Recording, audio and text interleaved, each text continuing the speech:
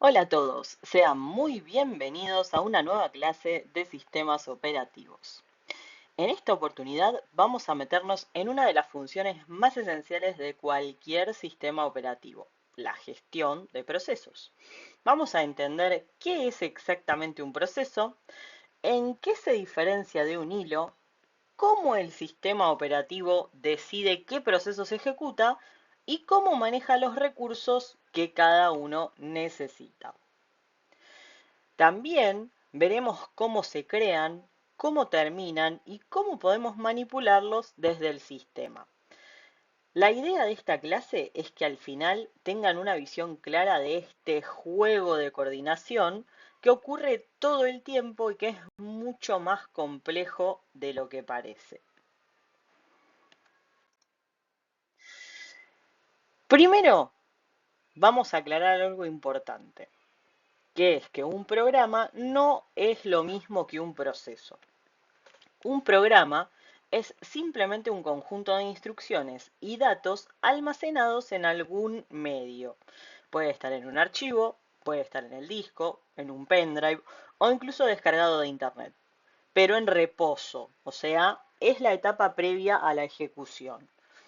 En cambio, un proceso es un programa en ejecución y cuando decimos ejecución implica que ya se le han asignado recursos, memoria, tiempo de CPU, acceso a archivos, etc. Podemos imaginarlo como la diferencia entre una receta escrita y una comida que estamos preparando. La receta está ahí, pero hasta que no juntamos los ingredientes y empezamos a cocinar no pasa nada.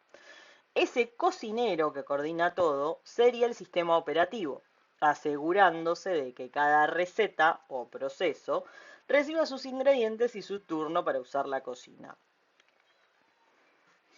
En definitiva, haciendo una recapitulación de lo que acabo de decir, un programa es el archivo compilado de algo que yo voy a querer ejecutar en algún momento. El proceso es ese programa en tiempo de ejecución. Si hacemos una correlación con lo que habíamos visto en la arquitectura de computadoras, podríamos decir que el programa en sí es el archivo que ya hemos compilado, que ya tenemos traducido, que ya tenemos listo para la acción, pero que está almacenado en una unidad en la cual no podemos ejecutarlo. El proceso es el programa que ya decidió, ya yo pedí que corriera, que el sistema operativo ya le dio su lugar, y al saber que tiene que correr, ya se le asignó un espacio en memoria, tanto de datos como de instrucciones, y ya está listo para poder ejecutar cada una de sus líneas y hacer las llamadas a las funciones y todo lo que necesite para poder llevarse adelante. Cada proceso tiene un conjunto de elementos asociados, entre ellos las instrucciones del programa, sus datos en memoria, recursos asignados como archivos abiertos o conexiones y la interacción constante con el sistema operativo. Toda esta información se organiza en una estructura de datos que llamamos bloque de control de proceso o BCP. El BCP es como la ficha médica y el historial laboral de un proceso, todo en uno. Guarda el estado del proceso, el valor de sus registros de CPU, su propiedad, el tiempo que lleva ejecutándose y hasta qué recursos tiene concedidos. Cada vez que el sistema operativo interrumpe un proceso para darle paso a otro, guarda toda su información en el BCP, para que, cuando vuelva a ejecutarlo, pueda retomarlo exactamente en el mismo punto. Recordemos, como ya veníamos viendo y como bueno, seguimos recordando, que más allá de acá en esta materia sí vamos a ver en profundidad la parte de múltiples hilos y múltiples núcleos. En líneas generales, la mayoría de las computadoras o la mayoría de los procesos ocurren en tiempos alternados. O sea, no es que yo tengo corriendo 15, 20 programas a la vez, o mejor dicho, sí puedo tener 15, 20 programas corriendo a la vez si los tomo como que programa no es proceso. Entonces, Procesos van a ocurrir de a uno, pero programas puedo tener varios en los cuales yo voy a darle lugar al proceso de ese programa en tiempos alternados para poder atender y darle los recursos necesarios que necesita del sistema para poder correr. De esta manera, necesito siempre guardar el contexto para lograr que cada vez que saco el foco de un programa y voy a otro, no se pierda la información necesaria para seguir ejecutando sin problemas y sin errores.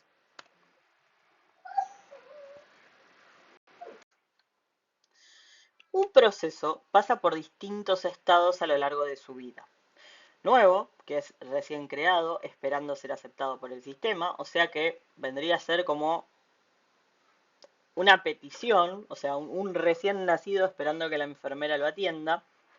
Preparado, que quiere decir que ya está listo para ejecutarse, pero esperando su turno, es decir, el sistema ya aceptó que ese proceso va a estar en ejecución, pero todavía no le asignó el espacio, el tiempo, ni le dijo, ok, es como lo puso en la fila, y dijo, ok, vas a tener tu turno, vas a poder correr, te vas a poder ejecutar, pero todavía no, por ahora está otro.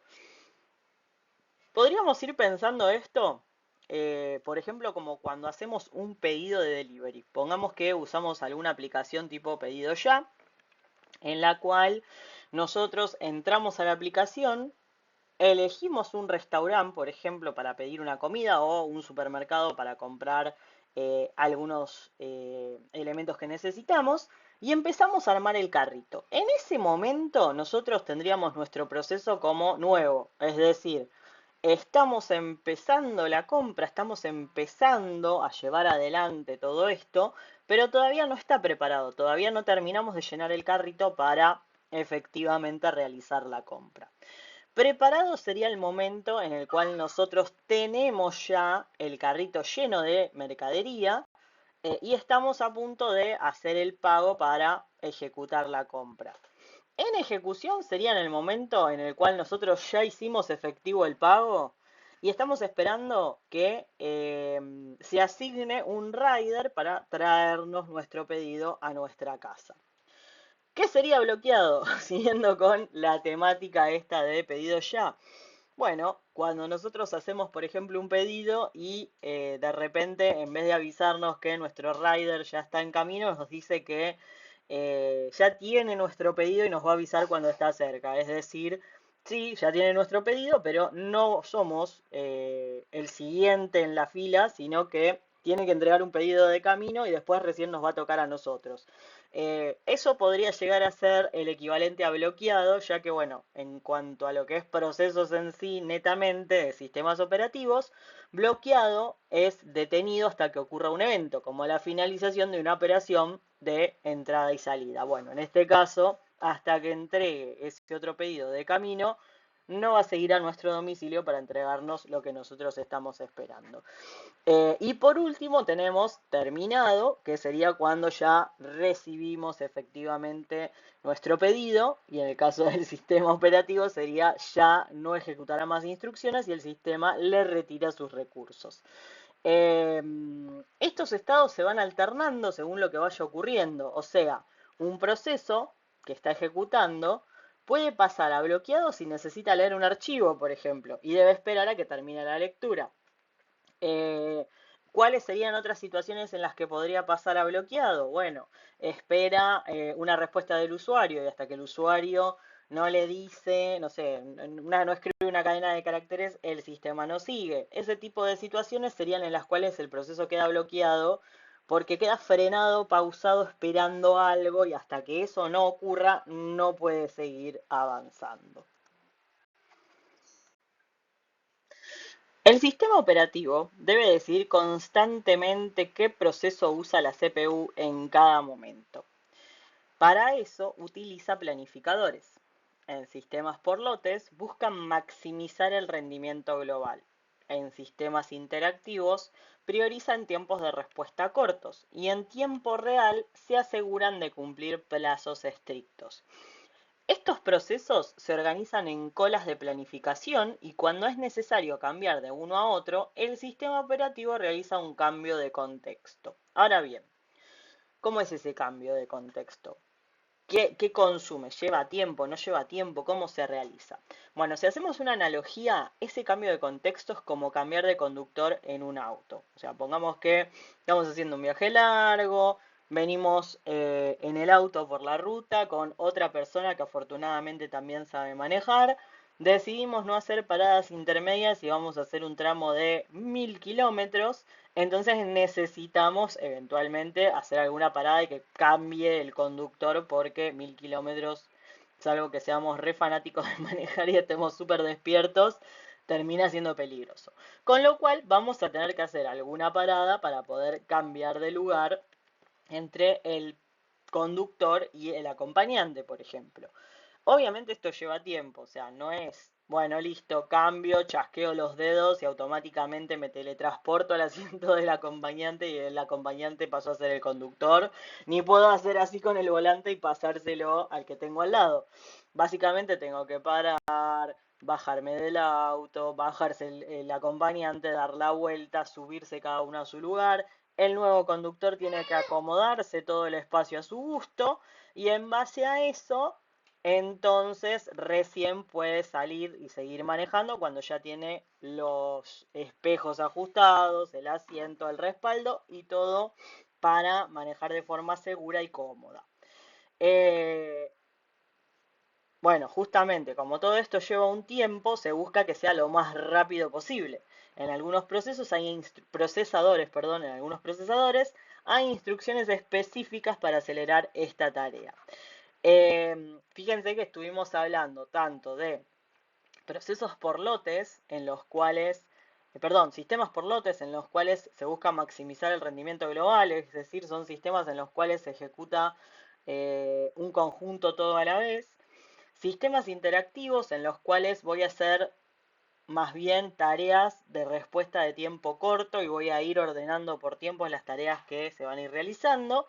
Y hablamos también de tiempo real. Tiempo real es algo que va a estar muy presente en la cursada, ya que bueno, los sistemas de tiempo real los vamos a ver para situaciones muy específicas, tanto algunas etapas de servidores como cuando hablemos eventualmente de sistemas operativos para máquinas de precisión científicas y ese tipo de cosas. En sistemas Windows, crear un proceso suele hacerse con la función createProcess. En Unix, Linux es muy común usar fork para clonar un proceso, para clonar un proceso padre y exec para reemplazar el código del hijo con otro programa. Un proceso siempre tiene un PID, que es su número de identificación único, y existe la relación de padre e hijo. El padre es el que crea otro proceso y el hijo es el que fue creado. El padre puede esperar que el hijo termine usando, por ejemplo, la llamada wait antes de continuar. Bueno, acá fíjense que lo que yo les acabo de mencionar, esto de fork, por ejemplo, que se usa en Linux, si alguna vez usaron GitHub, por ejemplo, seguramente que usaron algo de esto para poder generar diferentes hilos en un mismo programa o bifurcaciones en lo que están trabajando.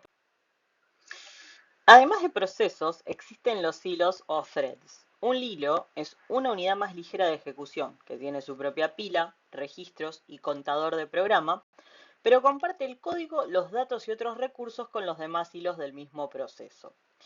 Esto permite que una aplicación pueda realizar varias tareas a la vez sin necesidad de crear procesos independientes, ahorrando recursos. Por ejemplo, en un procesador de texto, un hilo puede encargarse de la escritura del usuario, mientras otro revisa la ortografía en segundo plano. En C, los hilos pueden crearse con pthread create y en Java implementando la interfaz runnable o extendiendo la clase thread. Pero metámonos un poco más en esto de los hilos y ampliemos un poco más la información sobre qué entendemos, de qué hablamos cuando hablamos de hilos en el contexto de los sistemas operativos. En este caso, es importante entender que no estamos hablando de procesos distintos, sino de unidades de ejecución que viven dentro de un proceso. Un proceso es básicamente un contenedor con todo lo necesario para ejecutar un programa, el código, los datos en memoria, los archivos abiertos, todo lo que mencionamos antes, y dentro de ese contenedor pueden existir varios hilos, y cada hilo es una tarea que se ejecuta de forma independiente. Todos esos hilos comparten el mismo espacio de memoria del proceso. Esto significa que comparten el código del programa, las variables y los archivos abiertos, lo que hace que la comunicación entre ellos sea mucho más rápida, porque no necesitan copiar datos ni usar mecanismos complejos de intercambio como sí ocurre entre procesos. Ahora bien, hay cosas que no comparten. Cada hilo tiene su propio contador de programa, su propia pila y su propio conjunto de registros. Eso les permite ejecutar instrucciones distintas al mismo tiempo, incluso dentro del mismo programa. ¿Y para qué sirve esto? Bueno, principalmente para mejorar la concurrencia y el rendimiento. Imaginémonos un navegador. Mientras un hilo se encarga de mantener la interfaz interactiva, otro puede estar descargando un video de internet y otro renderizando el contenido de una página. Si todo eso lo hiciera un único hilo, el programa se volvería lento o directamente dejaría de responder cada vez que tenga que descargar o procesar algo pesado, que básicamente es lo que pasaba antes cuando no teníamos internet de alta velocidad y las páginas no eran tan complejas. Otra ventaja muy importante es que crear un hilo nuevo es mucho más barato que crear un proceso nuevo. Se necesita menos tiempo, menos memoria y menos esfuerzo del sistema operativo, porque no hay que volver a cargar código ni asignar nuevas tablas de páginas. Entonces, por eso muchos programas complejos están diseñados directamente como aplicaciones multihilo. Esto es algo que se programa de esa manera, no es que yo pueda agarrar cualquier programa y después, una vez que abro los procesos, se te comporten de manera multithread. No, eso es algo que se programa. Ahora bien, esto también introduce nuevas complicaciones. Como los hilos comparten memoria, hay situaciones en las que dos hilos pueden intentar acceder o modificar la misma variable al mismo tiempo. A eso se lo conoce como condición de carrera y puede producir errores muy difíciles de detectar, porque no siempre se comportan de la misma manera. Por eso, cuando se trabaja con múltiples hilos, es indispensable proteger las secciones críticas del código, que son aquellas partes donde se accede a recursos compartidos. Para eso existen mecanismos que vamos a ver en clases posteriores, así que no me voy a adentrar mucho ahora, pero en definitiva lo importante de acá es que un hilo es una unidad de ejecución dentro de un proceso y que todos los hilos de un mismo proceso comparten código, datos, etc. Y llegando ya un poco hacia el final de esta mini lección teórica de sistemas operativos, vamos a hacer un pequeño resumen de lo que estuvimos mencionando hasta ahora. Entonces, podemos destacar que un proceso es un programa en ejecución con su propio contexto, es decir, su espacio de memoria, sus registros, su pila y todo lo que necesita para correr. Un hilo es una subunidad de ejecución dentro de ese proceso o dentro de un proceso. El sistema operativo es el encargado de decidir cómo y cuándo se ejecuta cada uno y de coordinar el uso de los recursos. En la práctica, ustedes podrán ver y manipular procesos usando comandos como ps, top, kill o nice en Linux o el administrador de tareas en Windows. Y les dejo una pregunta para pensar. Si la CPU puede manejar miles de procesos casi al mismo tiempo, ¿por qué todavía sentimos que algunos programas se vuelven lentos o se cuelgan? ¿Qué opinan? Les doy unos minutos ahora después del video para reflexionar y que me cuenten por qué pasa esto, por qué piensan que pasa esto, aún en el 2025, aún con sistemas de 64 bits, aún con sistemas operativos totalmente optimizados para los recursos, con memoria RAM elevada, con memoria caché y también con aceleradores gráficos que deberían evitar la mayoría de los problemas de latencia en el proceso de datos. ¿Qué ocurre? Nos vemos la próxima.